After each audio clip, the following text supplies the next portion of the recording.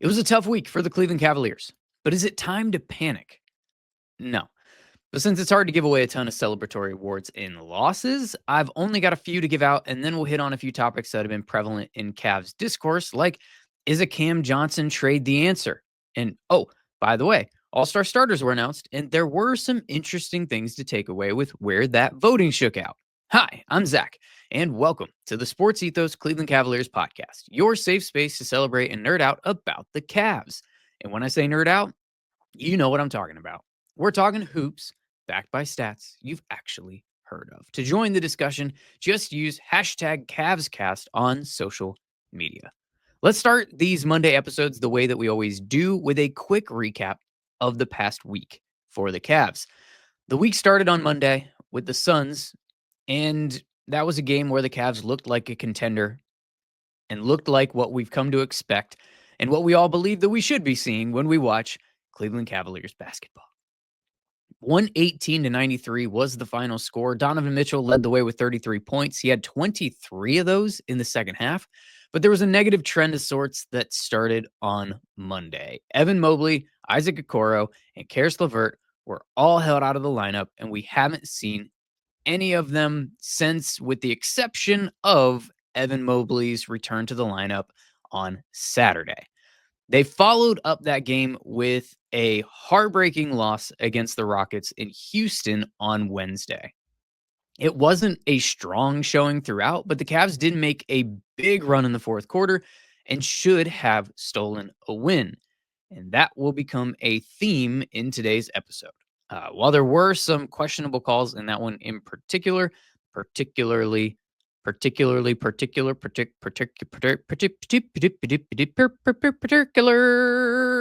that into a drinking game. There were also some no calls in particular that were, let's call them questionable. And by questionable, I mean terrible, according to the NBA's own 2-minute report. If at the beginning of the game you told me, though, that we could fast forward to a point where there would be under 3 seconds left in the game, the Cavs would be down 2 with Darius Garland going to the free throw line for 3 shots in the ball, I would have said, thank you for a great win on the road. Let's get out of here. Why is it snowing in Houston anyways? Unfortunately, Darius Garland missed 2 of 3, capping off a night where he missed 5 free throws. A 90% free throw shooter missed 5 free throws in a game. First time he's ever done that. I wouldn't be shocked if it was the last. Donovan Mitchell got a bad look in the final seconds, and the Cavs lost 109-108. From there, I think most fans were looking ahead to the rematch on Saturday and did not expect Friday night's game to present too much of a challenge. The Sixers didn't have Embiid, and they came in with like 15 wins on the season. I don't know if the Cavs were also looking past them, but if so, they paid for it. The Sixers shot the lights out. Coming into the game, 26th in the NBA in three-point shooting at 34% on the year, they hit 8 of their first 10 threes and finished the game at 54%, 21 of 39. That's also a theme for the week. The Cavs still gave themselves a chance down the stretch, though, with, say it with me, a big fourth quarter comeback, but ultimately couldn't get the stops they needed and fell to Philly 132-129. The week wrapped up Saturday at home with a rematch against the Rockets. The Cavs did get Evan Mobley back for this and still just couldn't get a stop or a rebound when they needed one. And as if they needed to pour salt in the wound, the Rockets shot ridiculously from 3. Opponent three-point percentage has been a problem for the Cavs all year long. They came into this game 25th in the NBA, letting opponents shoot 37.1% from beyond the arc, and this game did not help. The Rockets hit 13 of 28, which is 46%, bringing the Cavs' year average up to 37.3%. The Cavs showed signs of life in the fourth quarter with yet another big comeback and just couldn't get over the hump and get it done, dropping a third game in a row, this one 135-131. 3 losses this week, all of which included comeback attempts to give themselves a chance to win at the end. And they lost 3 games in a row by a combined total of 8 points. And while we remember the blowouts from earlier in the season, this is something that we saw early on too, but it went their way. I think back on games like Brooklyn and the Knicks, just off the top of my head, where it took a fourth quarter run and they actually came out on top. But that's not a replicable strategy over the course of a season. You can't put yourself in these big holes that you have to fight your way out of, regardless of who's in or out of the lineup. So it was a tough week. Tough week to be a Cavs fan.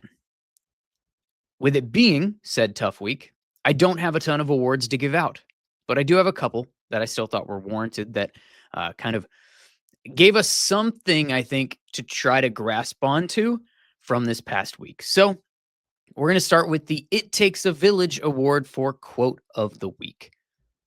The biggest thing was a group effort. This came from Donovan Mitchell's post-game interview with Serena Winters, after the Suns game. He closed his answer with everyone contributing at a high level. And that's what it takes. This isn't the most insightful answer. It's not some revelation on basketball, but I do think it's telling. It's telling in how this Cavs team needs to play, especially when a guy like Evan Mobley is out of the lineup. There's no replacing what Mobley offers in particular. It takes a group effort with everyone stepping up in some way to try to cobble together what they miss without him. And that becomes way harder to do when Karis LeVert is out. That's a place that you would help replace the offensive production that you didn't get out of Mobley. Dean Wade got hurt against Philly. And that's the only guy that they can use in a variety of ways on the perimeter and as a big in those small ball lineups. He mixes it up on the boards, and he's not available. The roster balance is something we're going to talk about later in this episode, but it's more than just lip service from Mitchell postgame to say that they have to find some answers as a group, and everyone has to chip in. That is what made this Cavs team great throughout the first half of the season, was the ball movement and everybody being involved. And here this past week, Donovan Mitchell and Darius Garland have had to shoulder way more of the offensive load. They have had to account for a lot more of that production. I believe it was at this point, I'm recording this on Sunday, so it was the podcast coming out after that Houston loss. I want to credit the block the shot, the stop for this. I believe what they had pulled was that throughout the season, and I probably should have checked this, but alas, here we are. But I believe what they had said that they pulled was that Darius Garland and Donovan Mitchell had been averaging about 35% of this team's shot attempts. And over the, I think it was last night in that Houston game, and has been a theme this week, they shot like 68% of the team shot attempts, something in those neighborhoods. And that just kind of goes to show you that this team needs to be able to spread the ball around. They need player movement and ball movement, and they need everybody getting good looks and being in a rhythm for them to look like that contender that we're used to them seeing and used to seeing them be. And even after Evan Mobley came back into the lineup on Saturday, they still couldn't get the stops that they needed. They need everyone to commit to the defensive end in a way that they are just not really doing right now, and that zone is not really working as it has earlier in the season. The defense is definitely a problem. The next award that we're going to do is the Moving On Up Award for Record of the Week. And I'm double dipping here. Darius Garland passed Mark Price and moved into third all-time in three-pointers in franchise history against the Suns. Kevin Love and LeBron James are next on that particular list. And then against the Rockets on Saturday, he moved up into 11th on the Cavs all-time scoring list. Think about that. 11th all-time on the team, and Darius Garland is what, 24? Has a long contract. he's going to make some jumps here, to say the least. But I thought that was um, worth providing a let's call it a little poof of confetti of celebration for Darius Garland, even though the week well, it didn't go the way we wanted it to. The next award that we're going to do is the Abs Are Made in the Kitchen award for Vibe of the Week. And this comes from a quote: "You don't play for career highs." It was Ty Jerome's interview after the Sixers loss. It's exactly the mindset that you want to hear from guys on your team. In a game that he goes for 33 points, he hits all 8 of his three-point shots. He's not celebrating his individual accomplishment. And that's why this isn't being given a performance of the week award, because we're not either. He's talking about doing the work to get better and prioritize winning day after day after day. And even more importantly, he's stressing the defensive end, which is where their problems have been. It's not a happy vibe of the week, but it's a winning vibe of the week.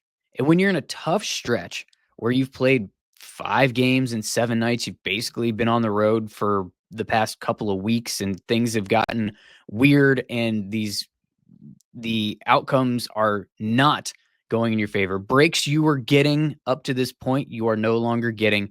It's those winning vibes that you need to latch onto to help get you through these types of stretches. All right, so the final award that we're going to do this week is the Double Bang Award for 3 of the week. And I just felt like we needed something from the play on the court in the Suns game, because that Suns game was the brightest of bright spots this week. Donovan Mitchell hit 2 threes in a row against the Suns to close the third quarter. And now, I mean, don't get me wrong, were the stakes the highest on these threes? No, they weren't, but they were kind of ridiculous. The first one, he was coming off a curl out by the Rocket Mortgage logo on the right wing, and he just rises and fires, fading away, and buries this three to put the Cavs up 20. And then the Cavs have a baseline out of bounds play at the end of the quarter, which I'm pretty sure was back-to-back possessions. And Mitchell gets the ball in the corner, back to the basket, and he just like rises and turns midair and fires it up. Nothing but nylon with 1 second left. 2 in a row to put them up 23 to close the third quarter. Absolutely ridiculous shots that demoralized the Phoenix Suns in the lone win from this past week, which is a sentence that the way that they were playing, I didn't think I would ever actually say. That's it for the awards that I've got for you this week. If you want to nominate your own, as always, use hashtag CavsCast on X or Blue Sky. You should follow the page at Ethos Cavs and make sure that you use that in your tweet or skeet to make sure that I see it. And if you want to make double sure, go ahead and tag me in too at Zach-NBA. Before I touch on a few recent discussion points that I thought were worth talking about today, I want to remind you that this is a brand new show and we need your help to grow it. So if you could please, if you're watching on YouTube, hit the subscribe button. If you are listening in a podcast player, hit the follow button in whatever one that you're using right now. Okay, so there are a few topics of conversation in Cavs discourse that are worth touching on today. Let's start with the bright spot. Kenny Atkinson will be coaching in the All-Star game this year. Let's call them festivities because the game has turned into something weird and whatever, we'll see. But it's not really even about the game anymore. It's about the honor. And this is his first time with the honor of being the All-Star head coach. And he's also going to be joined for sure by Donovan Mitchell, who was voted in as a starter for the All-Stars for the second time in his career. And it'll be his 6th All-Star appearance.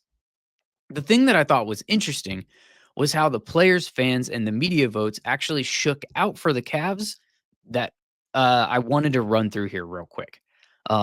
Mitchell made it as a starter. He was first in both media and player votes, and he was second from the fans. Darius Garland finished 7th among East guards. He was third with the media, fifth from the players, and eighth for the fan vote. In the front court, Evan Mobley finished fifth, fourth for both the players and the media, and sixth from the fans. And Jarrett Allen wound up eighth, fifth by the media, eighth from the players, ninth from the fans. If you noticed a trend in there, in every case, the Cavs core four, the fans had them lower than where they actually finished. And so naturally was the lowest score that any of them received.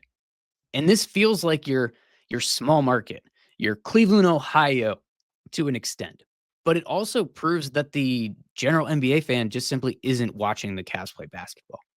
Once the Cavs got a few national TV games and they beat the Thunder for the first time, the Cavs players leapt up in the fan voting. And that suggests to me an opportunity for the NBA to continue improving their national TV schedule and also look at other ways that they can make their best teams more visible over the course of a given year. There's no reason that it should have taken until mid-January for the Cavs to start getting legit recognition on a national level. They've had the best record in basketball from the beginning. Even OKC gets a lot more discussion because of SGA being in MVP talks all the time. The Cavs got very little love for a very long time. And as soon as they did, the popularity contest started to reflect that. Go figure. The media was the best score, or tied for the best, for all of these guys as well. And this suggests to me that the media is prioritizing winning in a way that the fans and the players definitely are not. In case you missed it, the East starters wound up being Giannis, Tatum, Karl Anthony Towns, Donovan Mitchell, and Jalen Brunson. On the West side, you've got Nikola Jokic, LeBron James, Kevin Durant, SGA, and Steph Curry. So that was the fun, good news that I just wanted to, bat around for a second here before we got into this stuff. The Cavs are in a bit of a rough patch. They're still 36-9 on the season, but they're on their first 3-game losing streak of the year. So is it time to panic? Well, no. Of course, we shouldn't panic. This team's still first in the East. They still got a comfortable cushion over Boston, where they were bound to hit a rough patch at some point in time, right? Like NBA games are a series of runs. NBA seasons are a series of runs. You have ups and downs in both. For the majority of this season, the Cavs have been kind of on a high. They have benefited from nearly perfect health among their core four. And while they have had several injuries and guys in and out of the lineup throughout the year in the supporting cast, the ones playing have mostly played out of their minds. Reality was going to come at some point. And the NBA season is just, it's like this for every team. Boston's going through it right now. The Knicks are having a stretch. The West is full of teams that are dealing with their own issues that were supposed to be good and have just been kind of inconsistent. Even OKC, has not been perfect since beating the Cavs. Nobody goes 82-0, I guess is what I'm saying. But what this stretch has done is illuminate what some of the people who have been following the Cavs closely have been saying as it relates to opportunities for improvement with this team. Even when they were playing insanely well, some of this stuff was visible and was present, but they were able to overcome. Even in wins, they've had a tendency to have a hard time against length and athleticism on the perimeter.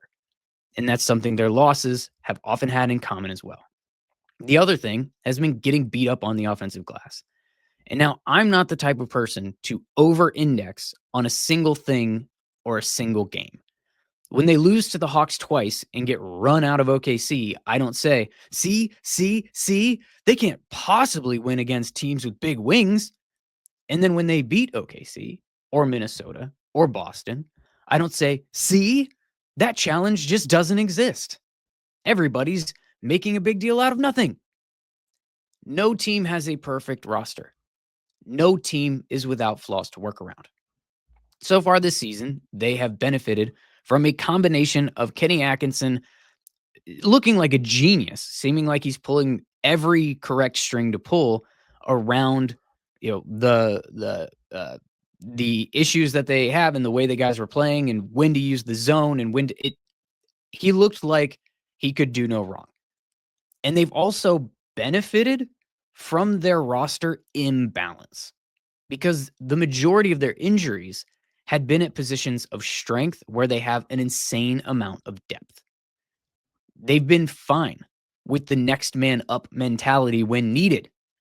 But in this recent stretch, it's gone the other direction because it's Evan Mobley, a guy that you're not winning a title without him anyways, but who covers up a lot of the flaws they have and is Kenny Atkinson's solution to a lot of their problems.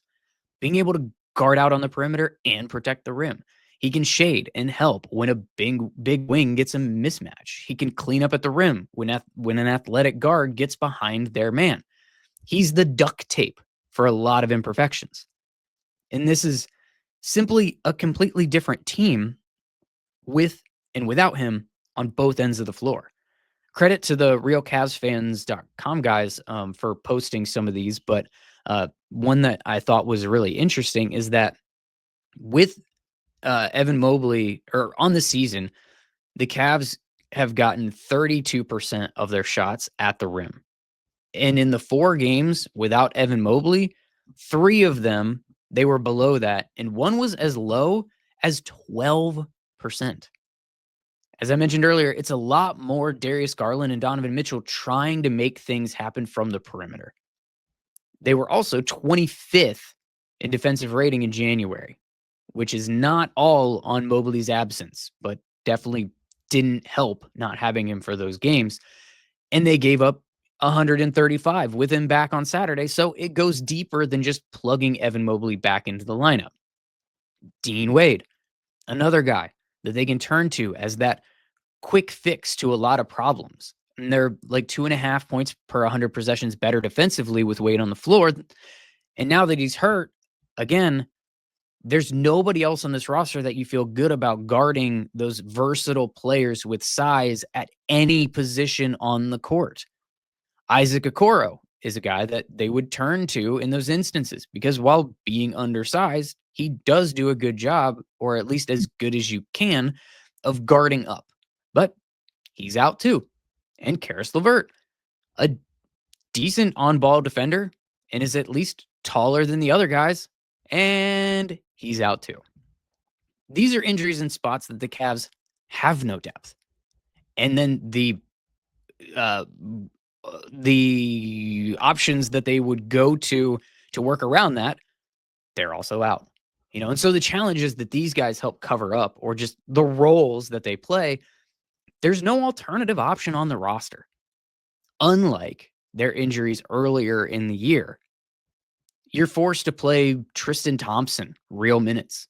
Jalen Tyson's gotten some real run. Max Strus and company trying to consistently deal with the fact that they're often giving up 3 or 4 inches to their man, and that they need to try to help gang rebound because they're getting killed on the glass. They were out rebounded in each of their losses this past week. The fact that the Cavs have been able to give themselves a chance to win each of these games is actually a testament to how good they are, particularly on offense, when their defense has taken a complete nosedive in January. So what do they do? Do you just ride it out? Do you count on your guys getting healthy and hope that they stay that way? Or do you look to make a move or two at the deadline or beyond? The biggest name on the trade market, and the rumors are heating up again, particularly in Cavs land, is Cam Johnson. He's the big wing that you wish you could just plug in for this Cavs team. The problem is you can't just plug him in. You have to give up real value to get Cam Johnson. And it's value that Brooklyn would actually want.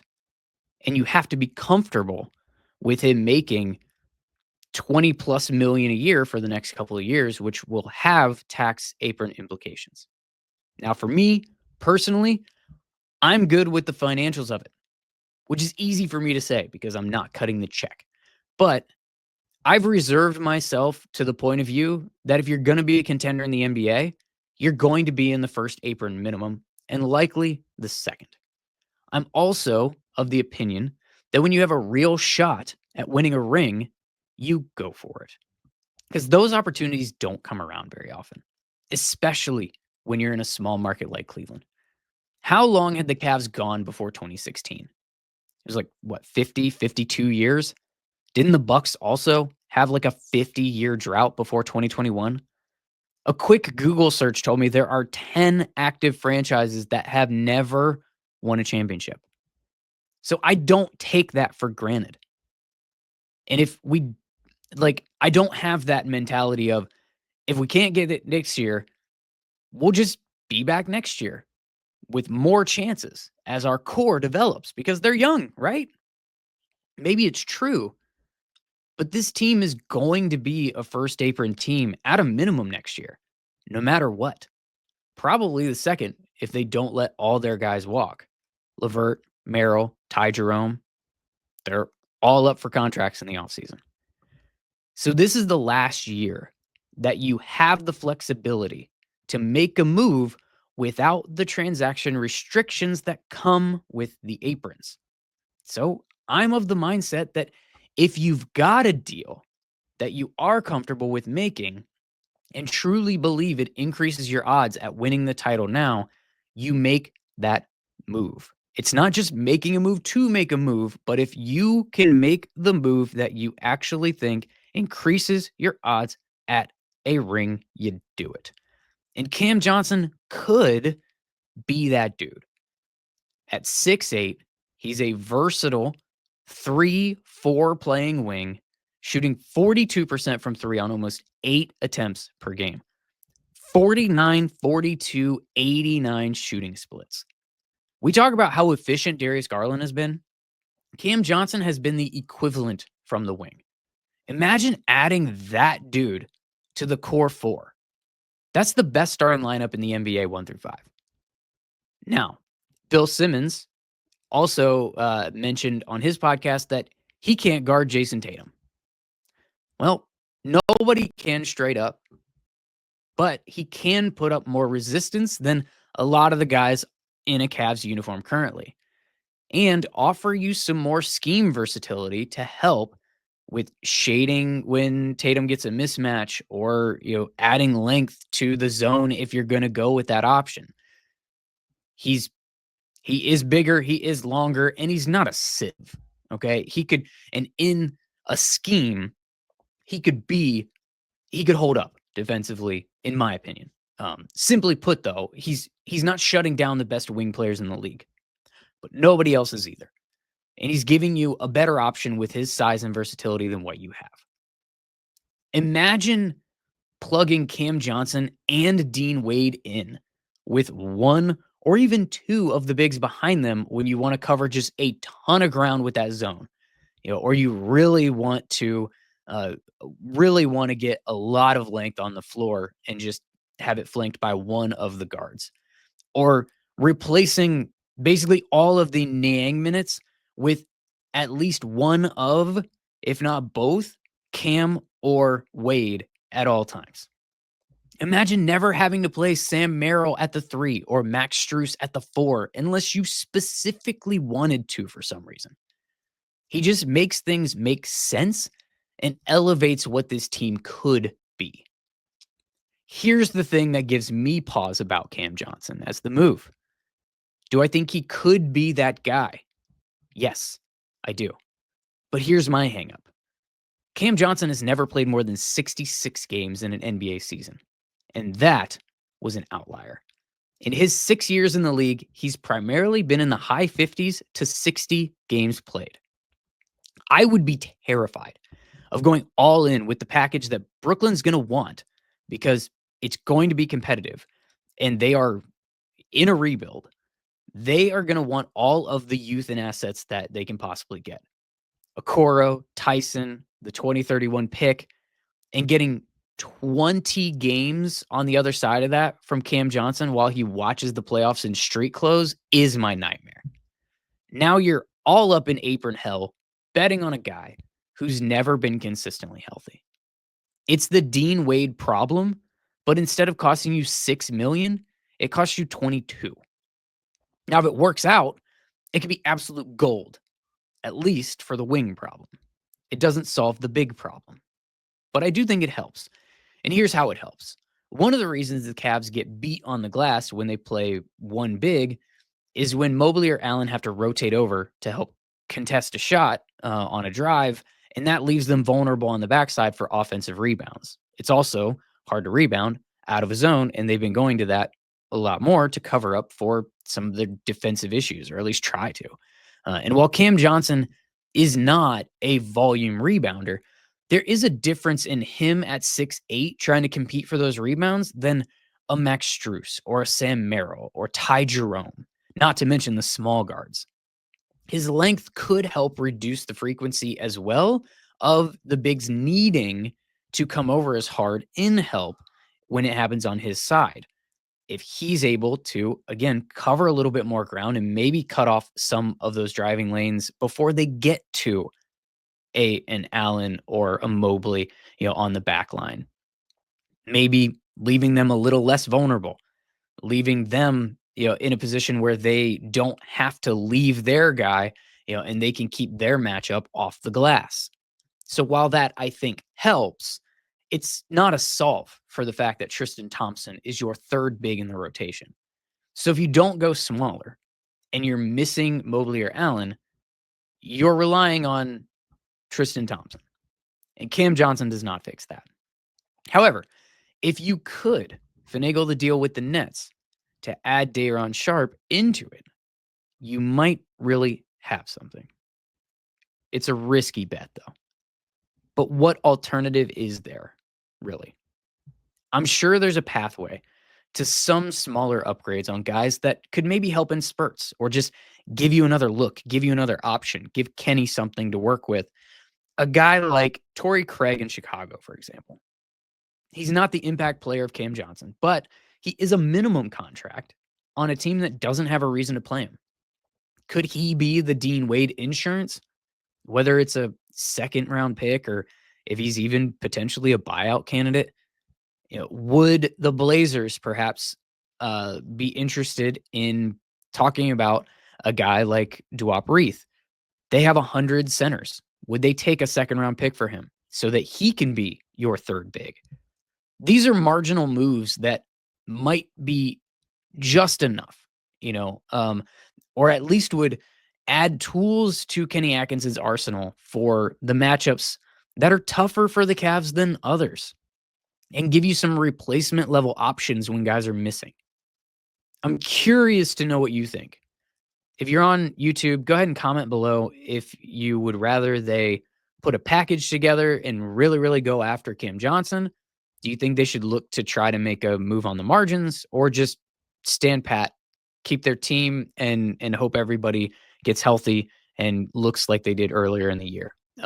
If you're listening and don't have a comment option like you do on YouTube, go ahead and tweet the show at EthosCavs on X or Blue Sky with hashtag CavsCast in there so I see it. In next Monday's award show, we're going to be celebrating the moments that tell the story from this week's games, which include tonight's matchup against the Pistons, Monday at home. Wednesday, there's a road game down in Miami. Thursday, back at home, second night of a back-to-back against the Hawks. And then they have a Sunday afternoon game at home against the Mavericks, which I might be able to include in next Monday's episode, or it might get lumped into the following week. To give you a peek behind the curtain if you care, I usually do look at the week from a Sunday to Saturday type of calendar since I record these on the weekend so that you have them first thing in the morning on Monday. But since that Sunday game is an earlier tip, it may fall within my recording window. We'll just kind of have to see. Normally, I would give you my thoughts on what the most dangerous game of the week is. But this week, there truly are several. All of these teams could be tough matchups. The Cavs are already on a 3-game losing streak. They've already lost to the Hawks twice, but the Hawks are dealing with uncertainty around Jalen Johnson's shoulder. The Cavs have also lost to the Heat, who are in the midst of Jimmy Butler's soap opera era. His suspension should be up, but I mean, who really knows? what's going to go on there. Is he going to sandbag? Is he going to get suspended again? Is he finally going to get traded before the game? I don't know. Is he going to show up? Is he whatever? I don't know. The Pistons, who are first, played the Cavs tough early in the season, and they're playing even better ball now. The Mavs are still in the mix in the West, even without Luka, and now without Derek Lively and a handful of other guys. But Luka in particular, I've not seen an update on yet, but we are right at his initial evaluation time. So by the time you hear this, we might know what his timeline for a return looks like. I'm not expecting him to be there against the Cavs, but it's possible that he could be. So you can take any of these matchups and give a reason why the Cavs should be optimistic, and also give a reason why the Cavs should be fully on guard and not be taking any of these for granted, because it might just come down to who's healthy and available on both sides and who can. I mean, here's top-notch analysis for you. Who can play the best basketball?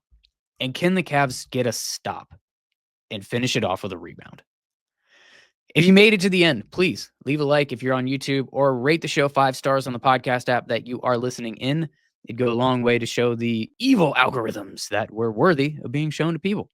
Next time you hear from me, I'm going to be joined by the guys from the Sports Ethos Atlanta Hawks cast for a deeper look at that particular matchup.